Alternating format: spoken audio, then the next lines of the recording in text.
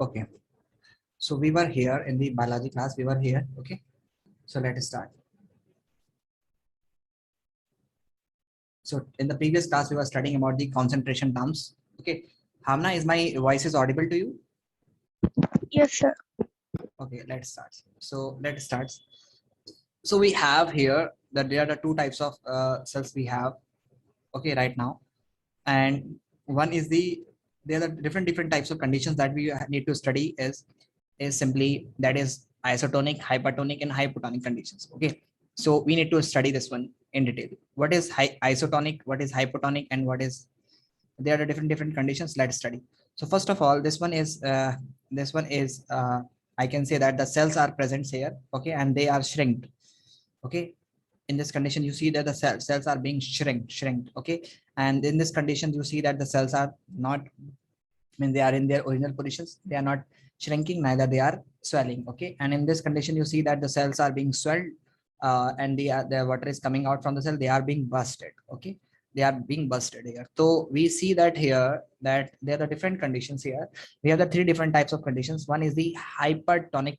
This condition is called hypertonic conditions.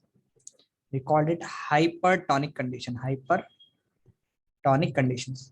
and this is called the isotonic condition, and this one is called the hypotonic condition. Sorry, this one is the hypo. The water is coming inside the cell. Now this is isotonic, water is coming outside the cell. So this is hypertonic, and this one is coming the hypotonic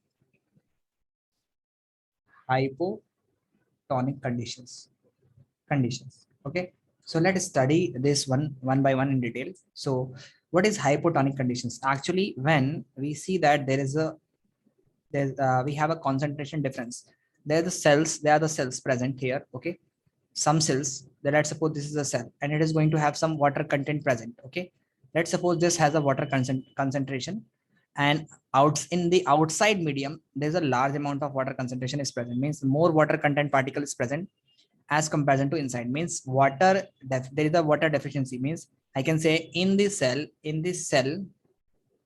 the water is, means we can say the cell is deficient, water deficient conditions. Okay, so when the cell is in water deficient conditions, right, water deficient conditions, when the cell is in water deficient condition, we find that and outside the medium the water is in large amount of water is present. So the concentration of water is outside is higher as comparison to inside. So water will start moving inside the cell. The water will start moving inside the cell.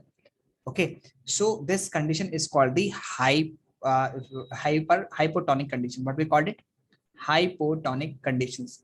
Okay, the more and more water will be absorbed by the cell. More and more water will be absorbed by the cells, and this will result in the bursting of cells. You are very much familiar that when we see that when we drink too much water, okay, so drinking of too much water generally results in sleepiness when we drink too much water in excess. So it just means our cell starts swelling. Okay, and the brain, there's a congestions created in the brain cells, and this result in sleepy mode. Okay, so this is also that we should not drink too much water. If we drink very too much water, then it will create this condition, this hypotonic conditions, and the more and more water will be absorbed by the cells, and we can consider that this will be considered as hypotonic conditions. Okay, in a similar way, in the isotonic conditions, we find that in the isotonic conditions, the concentrations of water inside the cell and the outside the cell is same. Means we say that the same amount of water is present as in the outside medium. So the equal moment means the amount of water entering the cell is equal to the amount of water leaving the cell. So this is same. When it is equal, we consider it as a same. Okay, so this is the hypotonic conditions, isotonic conditions, in which the equal amount the cell entering the water entering the cell is equal to the water leaving the cell. Okay, so this is the isotonic conditions, and this is the hypertonic condition. What is hypertonic condition? Hypertonic condition is that conditions when the concentration outside the cell, means outside the cell there is a water deficient condition, means water is very less, and inside the cell the water is very high, the water content is high. So the water start leaving the cell. Okay, if the cell is going to have large amount of water, okay, if you saw, for example, if you drink less amount of water, okay, so if you drink less amount of water, what will happen? The water present inside the cell, it will start coming out from the cells, and we find that our body start dehydrating, okay, and the cell will start collapsing, and the water will comes out of the cell. Okay, the more amount of water is coming outside the cell. This is called the hypertonic conditions. Got it?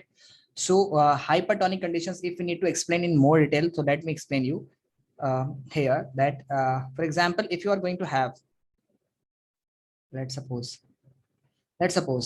here you find that this is the hypertonic condition. This is the hypertonic condition.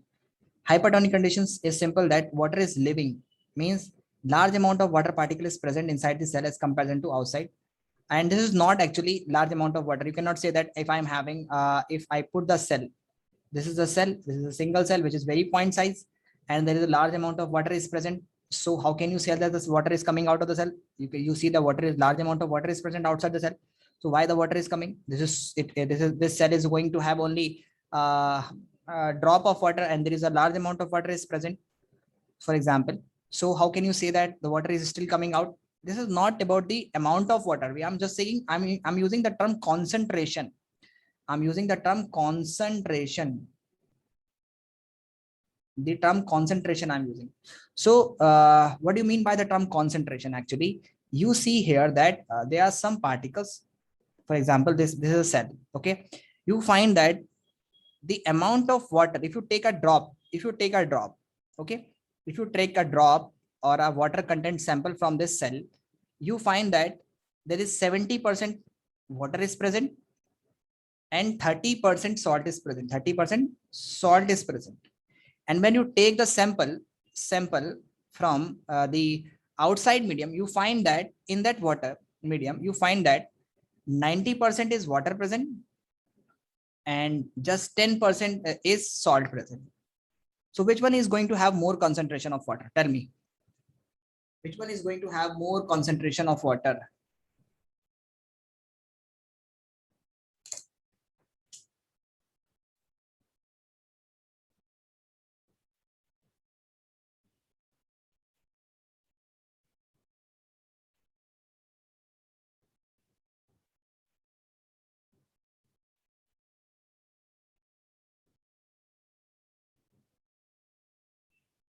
Tell me, Hamna. Which one is going to have more concentration? Yes, sir. If I'm going to have this two condition, if I took the water samples outside the cell, and if I took the water condition inside the cell, I find that in this condition I have 70% water and 30% salt, and in this condition I find 90% water and 10% salt. Which one is going to have more concentration? Sir, 90% of water and 10% of salt. The more concentration of salt water is present in this one. So which the cell, will the water move inside the cell or outside the cell? Inside the cell. Inside the cell. So what kind of condition is this one? What type of condition is this? Hypotonic, hypertonic, or isotonic conditions? Hypertonic. Hypotonic. Okay, this will be hypotonic conditions. Very good. So in this medium, if the surrounding media, if the medium surrounding the cell has higher water concentration than the cell, meaning that the outside the solution is very dilute, the cell will gain the water. Okay, so this one is, you can see that this one is diluted solution, and this one is concentrated solution.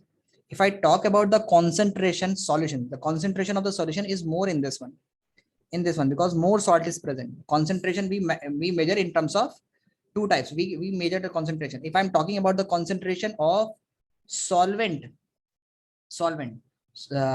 concentration of solvent that like water. Okay, so the concentration of solvent is more in this one and less in this one. And if I'm talking about the concentration of solute, so the concentration of solute is more in this one and less in this one. And the concentration of solute is also called the concentration of solution. So if I consider that the concentration of solution, in which one the concentration of solution is more, in the cell or outside the cell?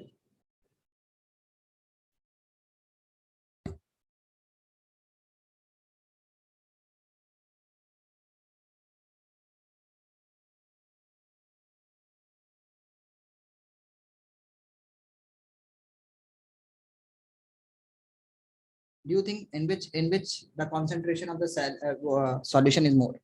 The concentration of solution in which is more? Inside the cell or outside the cell? Solution means concentration of solute. Which one is going to have more solute, more salt?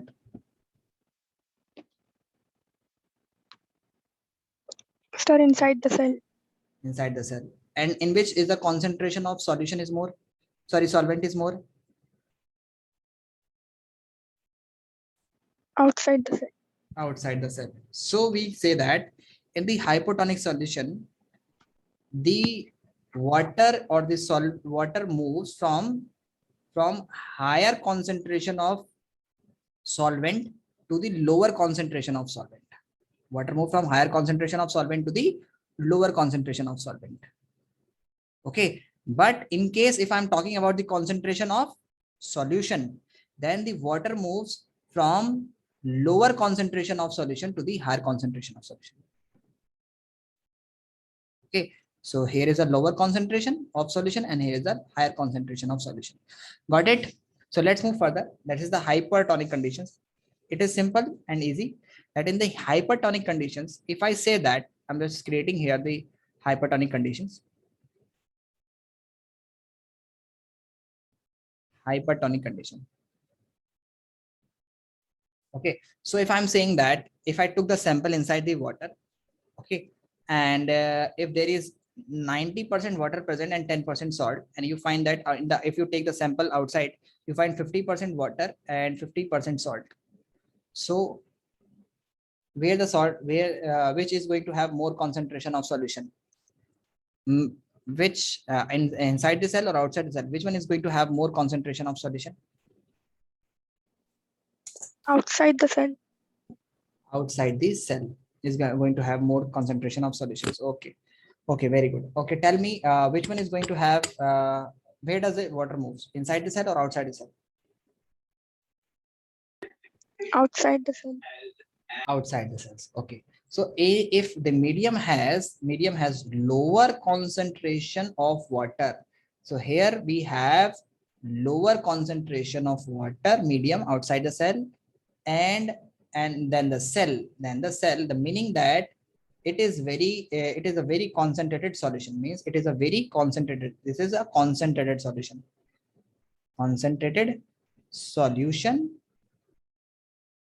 Okay, so this will result that the water will move from the cell will lose water by osmosis, and such solution is known as hypertonic conditions. And if we have 90% inside the water, 10% inside salt, and the same conditions is outside, for example, this is a cell, and again this is going to have same condition, and outside the water it is also going to have 90% water and 10% salt, 10% salt. So again, the amount of water leaving the cell is will be equal to the water going inside the cell, and the cell will remain in its original position or original shapes. There will be no contractions, there will be no swelling.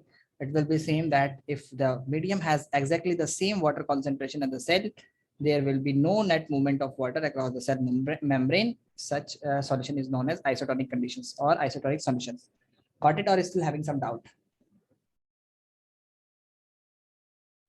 Got it? Yes, sir. Copy this one.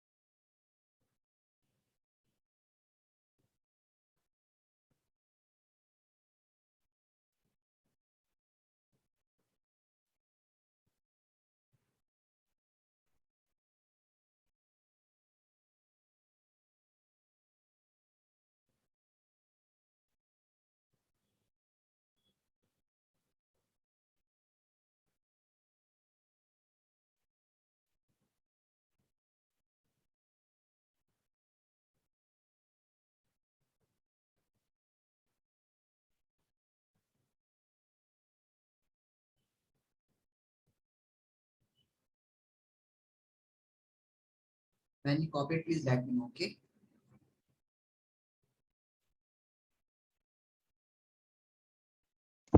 Okay, sir.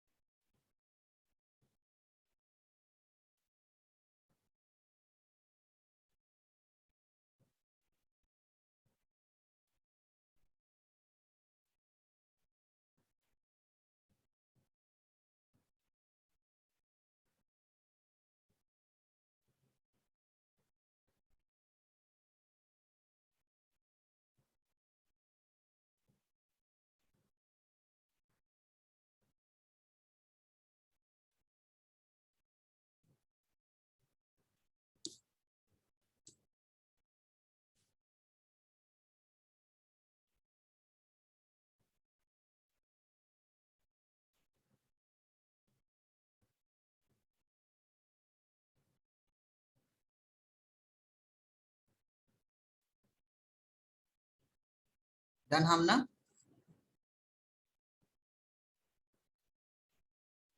Hamna done?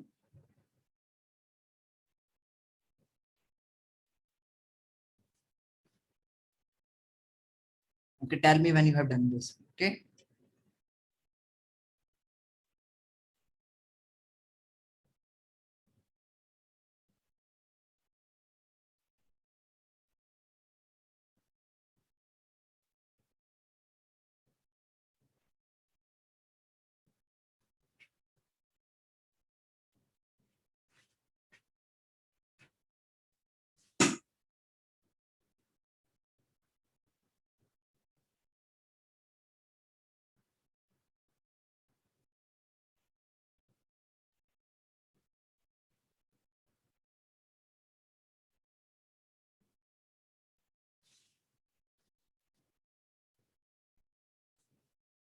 Done, beta Hamna? Yes, sir. Done? Okay. So let's talk about the cell wall. Okay.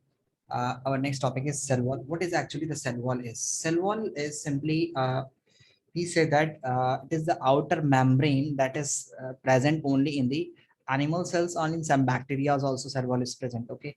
So we say that this is the protecting wall that is present, and it is mainly three layers. One is the primary, then is the secondary, and the third one is the plasma membrane, that is the inner membrane. Okay. So middle one is also called primary, middle one, and the tertiary membrane. There are the three types of membranes are present cell wall. Okay. So these are the cells, these are the plant cells. Okay, they are spiked together. And what is the role of actually the cell wall is, the cell wall plays a very crucial role in providing the turgidity to the cell, because in plant cells a large amount of water is present. Okay. And this water actually, what is the role of water? When there is large amount of water is present, there are large vacuoles are present, they are absorbing the large amount of water actually. And when the content of water is high in the cell, inside the cell, then during that times, many times a cell get bursted, or it's loses its shapes. So unlike the animal cells, and the vacuoles are very small, they are not large vacuoles. Okay, so but in plant cell, the plant cell is going to have large amount of water, and the pressure is also there.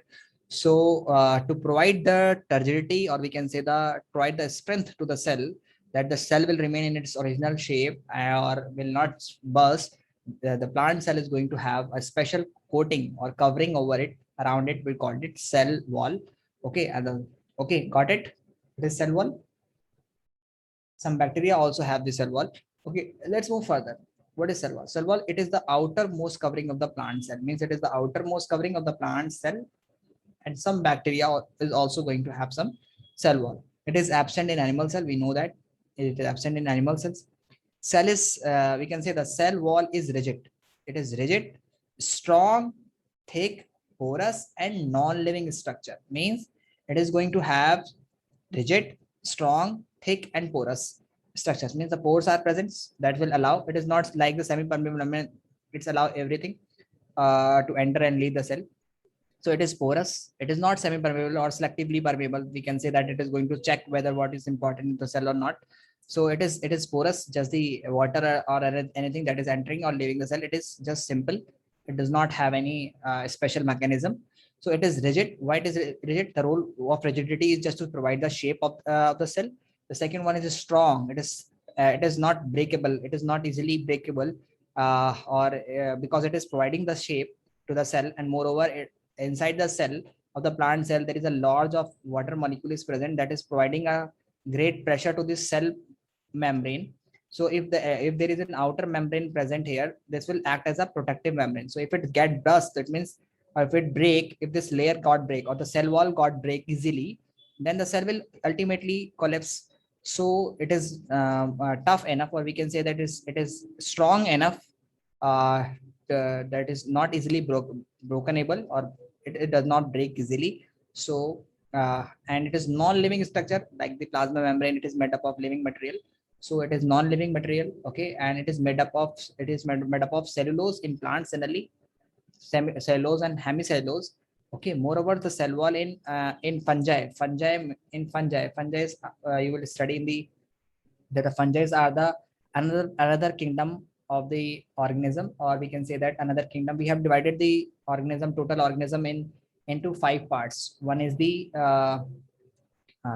one is the fungi, another one is the bacteria, plant kingdom, animal kingdom, and prokaryotes, sorry, protista, monera protista, monera protista, fungi, animalia, and plantae. These are the 5 kingdoms. Animal kingdoms you are very much familiar. Plantae kingdom you are very much familiar. So that likewise there is a fungi. Fungi is going to have cell wall also. Fungi is also have the cell wall. You have seen the mushroom. Okay. So fungi is going to have cell wall, but actually their cell wall is not made of cellulose. That is made up of a special sugar called chitin. So in fungi, the cell wall, cell wall is made up of, is made up of complex sugar called chitin.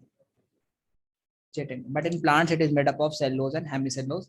The cell wall of 2 adjacent cells are joined by layers. Means you have seen that, and called middle lamina. They are the cell wall of 2 layers is joined by the layer, and we called it middle lamina. Okay, so got it? Got it? Yes, sir. Make a rough diagram of this cell wall in your copy, and then start copying the other part. Then we shall be moving towards the next parts. Make a rough diagram only. No need to make it very clear. Or okay, make a rough diagram. When you have done, then let me know.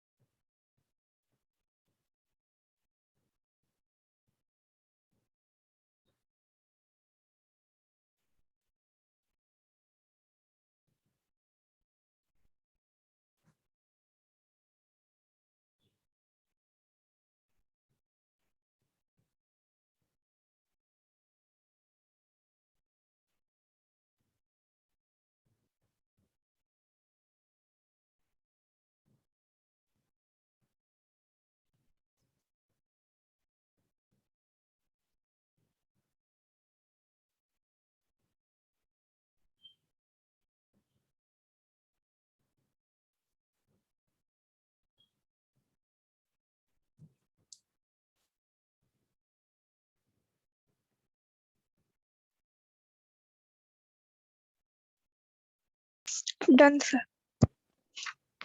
Okay, please copy this one.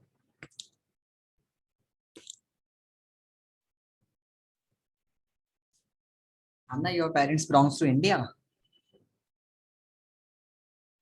Yes, sir. Do your parents belongs to India? Yes. Okay. From which state?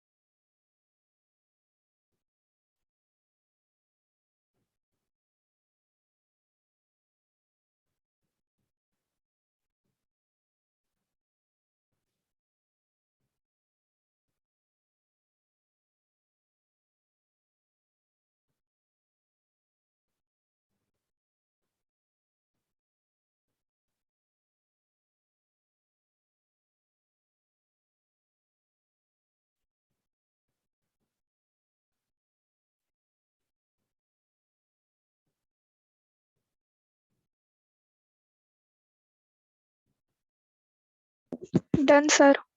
Okay. Let's move further. Okay, we are talking about the functions of cell wall. What is the function of cell wall? First of all, it provides a definite shape that I was talking about. That uh, the shape is very important for the plant cell because they have very large amount of water inside. We can say that the presence of water is very high, so that may create or disorder in the cell because they are you need to know that the cells in plants are very compactly packed. They are very rigid. You see that they are not compressible like our hand is compressible. We are going to have large space between our cells, so if they are compressible easily, means the bones except the bones, every part of our body is compressible. Okay, so in the similar way the rigidity is very important for plants. Okay, so if we do not if the shape of the plant cell is not regular, they have large, so there will be large space between the plant cells. Okay, some is going to have different shapes, some is going to have the compact, there will be air gap between them, and there will be compressibility will be there. But if the cells are compactly packed, for example if they have the like hexagonal shape, okay, so they will be going to have tightly packed, and they will not be going to have space between them. Okay, they will not be going to have a space between them. So you find here that the shape is very important. So this shape, when the shape is provided, when the shape is being provided with the help of this cell wall, because it is rigid, it has particular shape, so it maintain the inner cell in a particular shape. Okay, it provides a strength to the cell wall. It is providing the cell. Okay, it is permeable and allow entry of different size of molecules, means it is permeable, and it has a characteristics of repairs and regeneration, means it has the characteristics of repair and regenerations. You see that this is the hemicellulose. It is made up of hemicellulose. This is the cell wall, the structure of cell wall, and it is this one is a semi-permeable membrane that or the plasma membrane. This is made up of we have told you that it is a lipids layer. Okay, phospholipids, and it is made up of this is the inner wall that is called the plasma membrane or semi-permeable membrane or cell membrane. But this is the cell wall. This one is the cell wall, and it is made up of cellulose and pactin. So this one is hemicellulose. These are these structures, and you see that the cellulose microfibrils are present here. This one is the pactin, the fibers, pactin fiber that is helping in providing the rigidity and strength. Strength, moreover, we can say the pactin is providing the strength and rigidity to the cell wall. Okay, and this one is the middle lemma. This one is the primary cell wall. Okay, so this one is the structure of cell wall actually, that how the cell wall is made up of, and what is the role of pactin. Pactin, these are the thread-like structure that are the fibers that is providing the strength to the cell wall. It is helping in making these cellulose or binding these cell microfibrils. It help in the packaging, or we can say that it help in the binding of these microfibrils or cellulose. The binding is done by pactin, because it is a fiber and it provides strength. So main the function of cell wall is that it provides definite shape. It provides strength to the cell and permeable and allow entry to the molecules, and it has a characteristic to repair and regeneration. So write down the functions of the cell wall and we shall move further. Okay.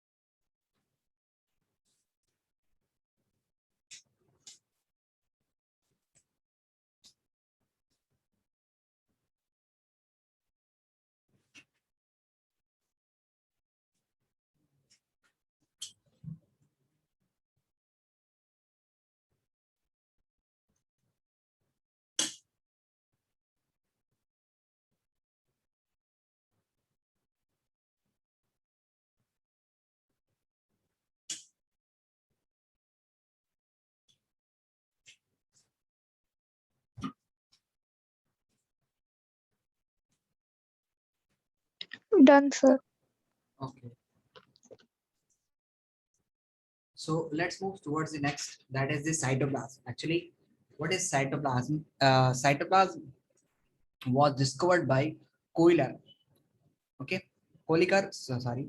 Cytoplasm was discovered by the Koehler in 1862. What is cytoplasm? Actually, this is the fluid-like structure that is present inside the plasma membrane or cell membrane or semi-permeable membrane, whatever we say.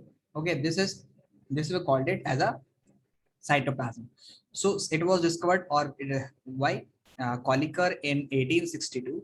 It is the site of both biosynthesis, means all the reactions, means generally the anaerobic respirations that you will be going to study in the higher classes or in the 10th standard, that occurs in the cytoplasm of the cells. Means the cytoplasm of the cell is going to have some, like the glucose is dissolved here. Okay, so first of all, the conversion of glucose to something is done in the cytoplasm. So many chemical reactions is going to take place inside the cytoplasm of the cell.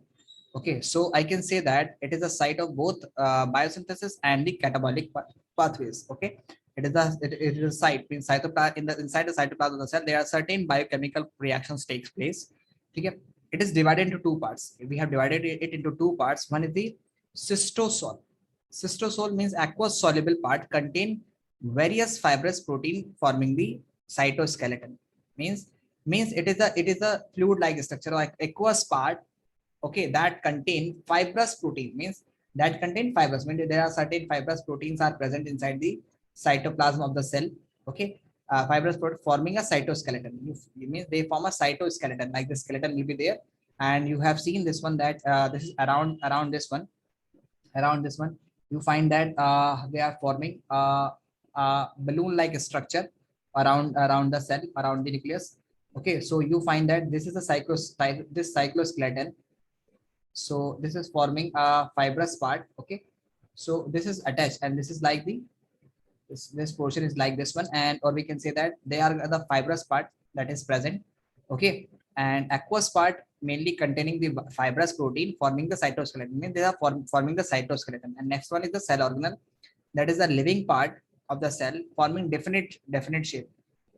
Another one is that part that is the cell organelle uh, present inside the cell. Okay, so this is the we can call it the living part of the cell having definite shape. They are going to have definite shape, like we have the mitochondria, like we have the Golgi bodies.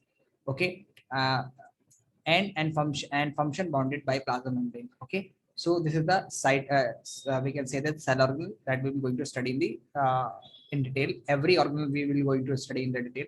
So actually, you need to write down here that what is cell organelle. Okay, cell organelles are the living part of the cells generally that perform different functions and that are very important for the proper functioning of the cell. For example, mitochondria provides the energy to the cells.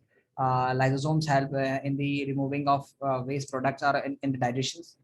Okay, in proper digestions. Okay, likewise the Golgi bodies help in protein fixation. uh, in a similar way, ribosomes help in the protein synthesis.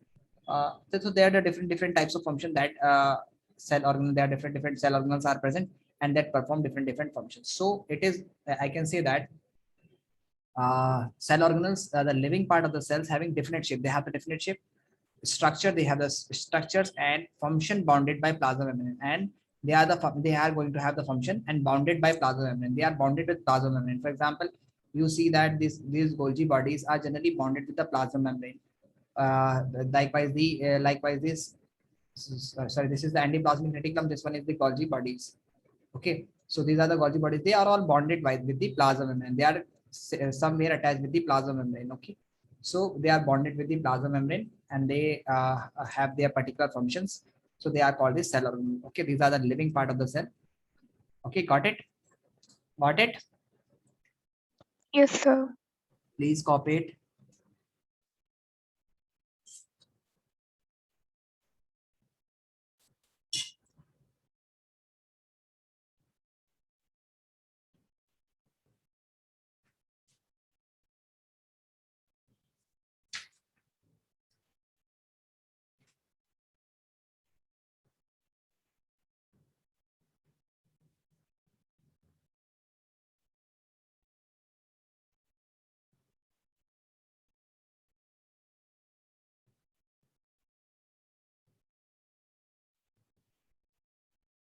Means generally the sugar content that is present, the liquid soluble form, the sugar, salts that is present in the cytosols of the plasma of the cytoplasm. Okay, this is the liquid part, mainly sugar complex, sugar particles, salt particles, certain protein particles. Okay, they are present in the cytosols, and the cell organelle is embedded in the cytoplasm of the cell, and they have the particulars. They are the living part of the cell and they have the particular functions. They are bounded with the plasma membrane. Okay,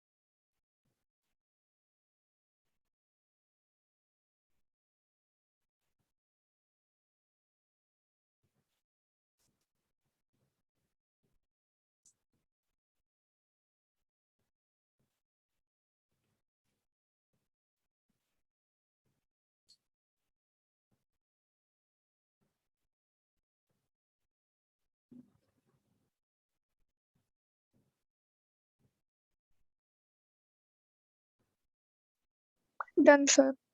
Okay, let's move further.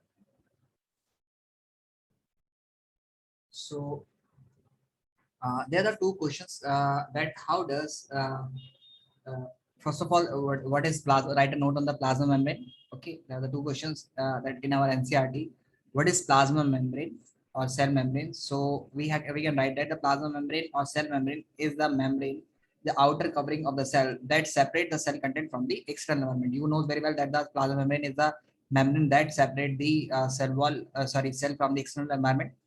And this is from the NCRT actually, so that's why I'm discussing here. Said what is cell membrane, cell membrane or plasma membrane or plasma membrane. Okay, so here we can write the answer. The plasma membrane or cell membrane is the outer covering of the cell that separate the content of the cell from its external environment. The plasma membrane allow or permits, you know very well that plasma membrane do not allow everything to enter or leave the cell. It is not just like the cell wall that is going to have porous and pores and from which the cell can enter or leave, but it has proper mechanism. Sometimes it needs energy, sometimes the energy is not being required. Okay, so for the transmissions, so it is, since it is selectively permeable, means it checks whether what is important to the cell, so that can only enter the cell, and it's also checked that is not important to the cell, it can leave the cell. The plasma membrane allow or permit the entry and exit of the cell materials and in and out of the cell, therefore it is called selective permeable membrane. We called it selectively permeable membrane. Okay, got it. Next one is next another question that is was that how does oxygen enters and CO2 leave the cell. Okay, so I have taught you that that due to the concentration difference, that here I was teaching you that due to the concentration difference, you find that when the large amount of when there is a glucose is present inside our cell, and when the oxygen enters inside the cell, the glucose burns into and the carbon dioxide and water is formed. Carbon dioxide, water and energy is formed. This energy is being used for performing different metabolic activities inside the cell.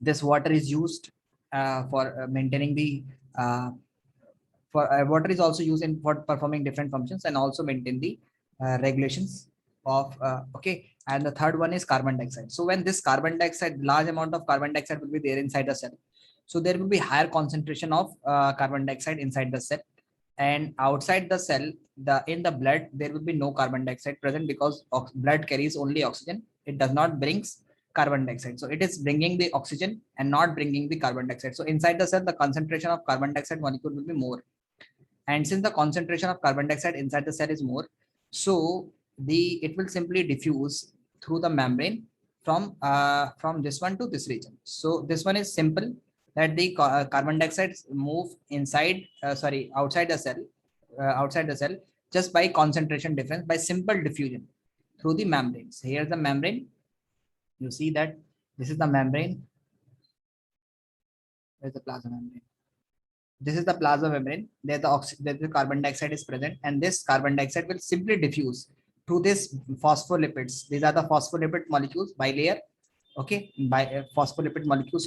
So this will simply diffuse from this region to this region. In the similar way, oxygen is being carried out from the blood by the blood, and the oxygen molecule is more outside.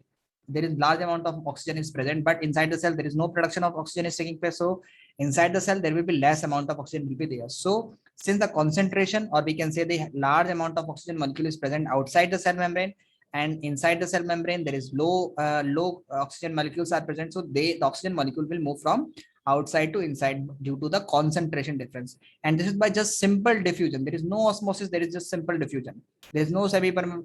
This is by simple diffusions. The oxygen and carbon dioxide is in entering and leaving the cell. So you find here that I've written here that a substance like carbon dioxide, oxygen gas can move across the cell membrane by the process of called diffusion. We saw that that there is a spontaneous movement of substance from a region of higher concentration to a region here of lower concentration. we see that there's a movements of substances take place. We are very much familiar that the things move from higher concentration to lower concentration by their own without using energy. Bina energy ko use kiye. The things are moving from higher concentration to the lower concentrations. Okay, so in the similar way, the something sometimes the similar thing happens in the cell. This similar thing happens in the cell. For example, the substance like carbon dioxide, which is a cellular waste, you need that it is a cellular waste. Why it is a cellular waste? Because the carbon dioxide is produced by the oxidation of glucose. When the glucose burns, the carbon dioxide produced, but it is not of use. It is not. It is a waste product for the cell, so it should be removed. So cell is going to have higher concentration inside the. There will be large amount of carbon dioxide molecule inside the cell, and less amount of carbon dioxide molecule will be present outside the cell. So the cell is going to have higher concentration of carbon dioxide inside the cell, and outside the cell there is a lower concentration of carbon dioxide. So it will move from here to here. Okay, so in the similar way, you find here that the which is the cellular waste being extracted out of the cell accumulates higher concentration inside the cells, and in the cell, in the external environment, the concentration of CO2 low as compared to the cell inside. So it moves by its own. As soon there, the difference of concentration is inside the cell and outside the cell. Means we say that as soon as there is a difference in the concentration, जैसे ही हम concentration का difference देखेंगे, when we find that there's a concentration difference in CO2 in and outside the cells, so the CO2 moves from out of the cells from a region of higher concentration to a lower concentration. And similarly, this also occur for the oxygen process also, that the O2 enter the cell by the process of diffusion. When the level of concentration of O2 inside the cell decreases, you find that there is a large amount of oxygen is present outside the cell. Okay, and you find that inside the cell there is no oxygen is present, so they should start diffusing. So it is just by simple diffusion. Thus the diffusion plays an important role in the gaseous exchange, as well as the cell and the external environment. Okay, so diffusion, the oxygen and the respiratory gases simply enters and leave the cells just by simple diffusion. There is no semi-permanent membrane is required, there is no osmosis required. So this is done by simple diffusion methods. Okay, so please copy this one, Hamna. Please copy these two slides. This is a statement. This write down this one. You can write this one by your own, but write down this one. This question is important. How do O2 and CO2 O2 enters and CO2 leave the cell?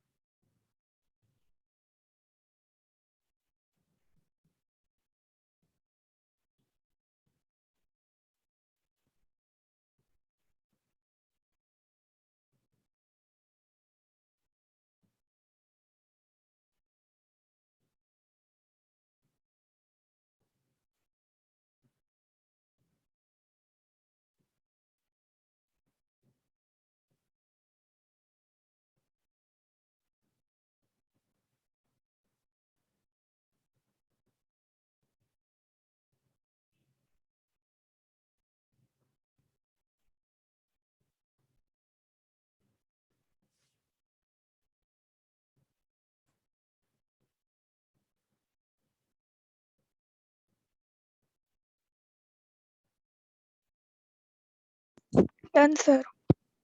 Done. Very good. Copy this one also.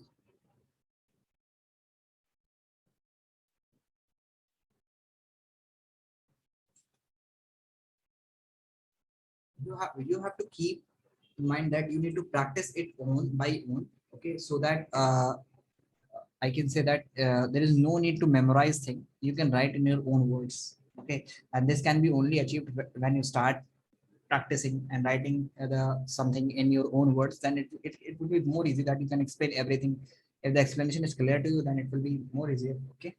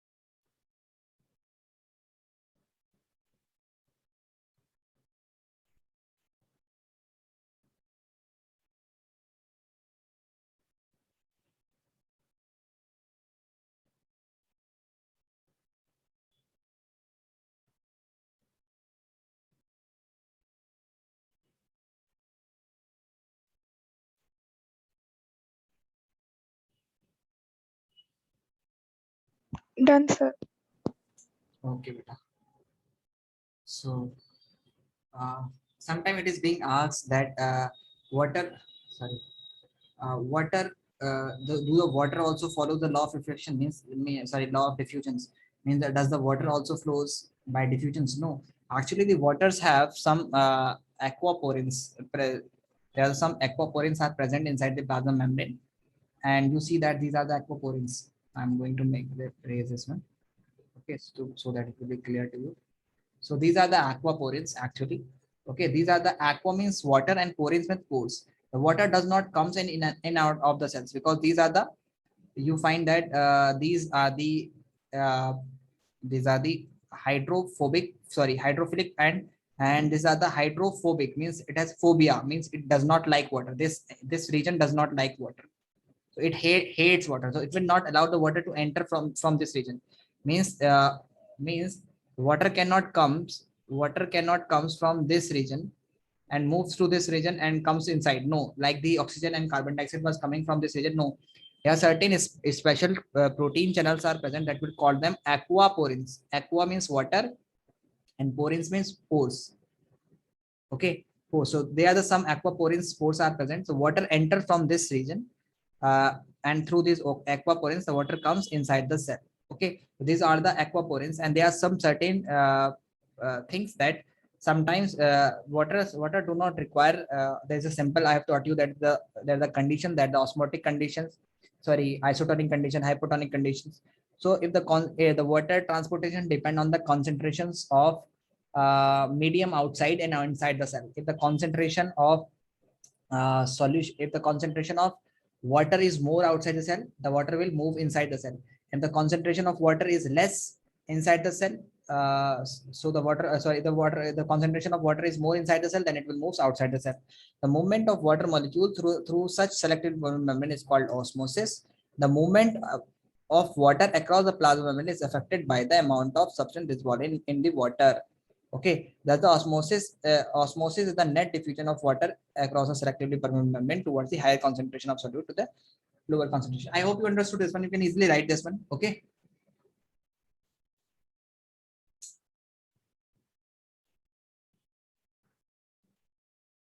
Are you writing this one, Amna, or can do it by your own?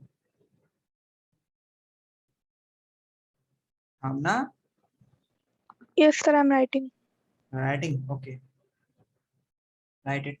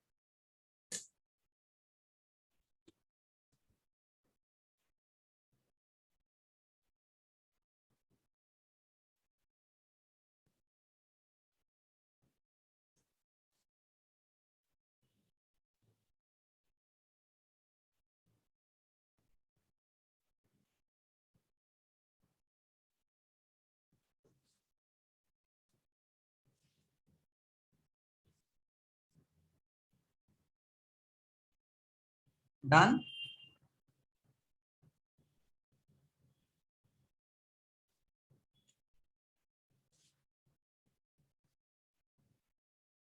Done, sir. Okay, that's all for today. In the next class, we will be going to discuss the cell organelle. That will be very important classes, and in that we will be going to discuss the function of nucleus, endoplasmic reticulum, rough endoplasmic reticulum. Okay, their structures, Golgi bodies, ribosomes. So that will be going to discuss everyone in detail. So please do not miss the next class. Thank you so much for joining this class. That's all for today. Thanks. Thanks, Amna.